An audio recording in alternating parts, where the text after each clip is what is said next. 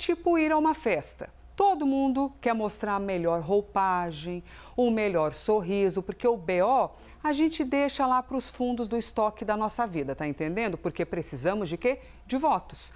No meio disso tudo, tem uma parcela da sociedade que cobra para que haja uma reforma administrativa neste nosso Brasilzão. E a gente vai trazer um olhar dessa reforma para a conversa, porque a Isabel Mega ouviu o relator dessa proposta de reforma administrativa, que afirmou o seguinte, que essa decisão do ministro Flávio Dino representa um choque de realidade. Em qual aspecto, Isabel Mega? E só de falar em choque de realidade, Brasília, que é um lugar lindo demais, o DF em si, né, ali, principalmente o plano, o local das asas, do Congresso, é um mundo à parte. Você vai a uma loja, as roupas, tem loja com roupa que custa R$5.000. Você fala assim, meu Deus, que Miami, que é essa Brasília, né? Realmente é um local que tem um rolê diferente. Assim como você também vai encontrar o brechó com as peças de R$50. Mas tem muita loja de luxo, porque é um local que roda muito dinheiro. O que é esse choque de realidade, Isabel Mega? Esse choque de realidade, na avaliação do deputado Pedro Paulo, do PSD do Rio de Janeiro, que é relator da reforma administrativa, é uma espécie de empurrão para que o legislativo se mova para fazer avançar a reforma administrativa. É claro que ele está defendendo a PEC, que ele está por trás de toda a confecção, está já há bastante tempo dedicado a esse assunto passou por um grupo de trabalho, então ele está tentando fazer com que esse movimento em torno dos penduricalhos possa representar algum tipo de gatilho para você avançar com um assunto que hoje está empacado no Congresso Nacional e não tinha qualquer perspectiva desse assunto avançar. Esse assunto não apareceu na lista de prioridades do Congresso Nacional. Você vê que não apareceu em nenhum discurso de nenhum presidente, não apareceu no discurso do presidente Lula, não é um assunto considerado amadurecido o suficiente pelo entorno, inclusive do presidente da Câmara, Hugo Mota, que chegou a ser um entusiasta dessa reforma administrativa, mas não é um assunto considerado amadurecido no momento para você fazer avançar. E o tempo está muito curto. Então, parte essa avaliação do deputado Pedro Paulo desse contexto também. E ele falou o seguinte, além do choque de realidade, se não for pelo amor, que seja pela dor.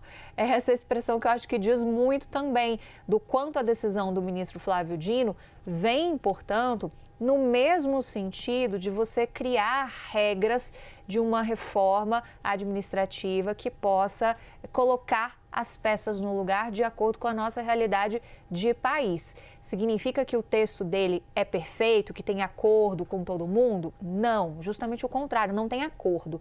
Daí a dificuldade de em um semestre em que os parlamentares estão com a cabeça só na eleição, você colocar todo mundo aqui em Brasília para tentar fazer algum acordo sobre um tema que é muito denso, sobre um tema que mexe com aqueles que estão ao redor deles, nos bastidores, que têm seus direitos que precisam ser preservados, os direitos históricos dos servidores, mas que algo tem que ser feito também porque a máquina pública no Brasil é inchada, Elisa.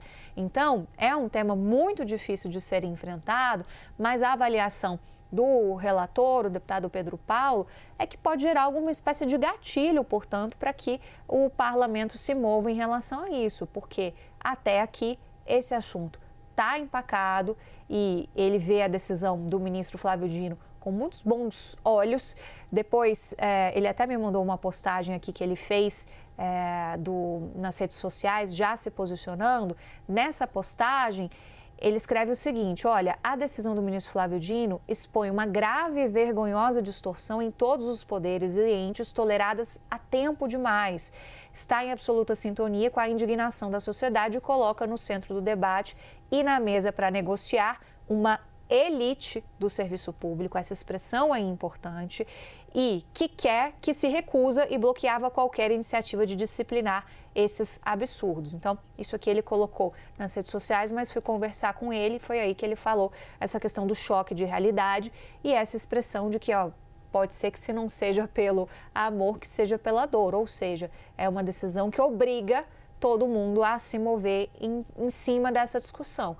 Mas são lobbies dificílimos de serem enfrentados ainda mais nesse ano. Elisa, tem que ter uma conjuntura realmente de fatores e muita pressão, principalmente da sociedade, na avaliação do deputado, para que você tenha algum avanço ainda neste semestre a respeito da reforma administrativa.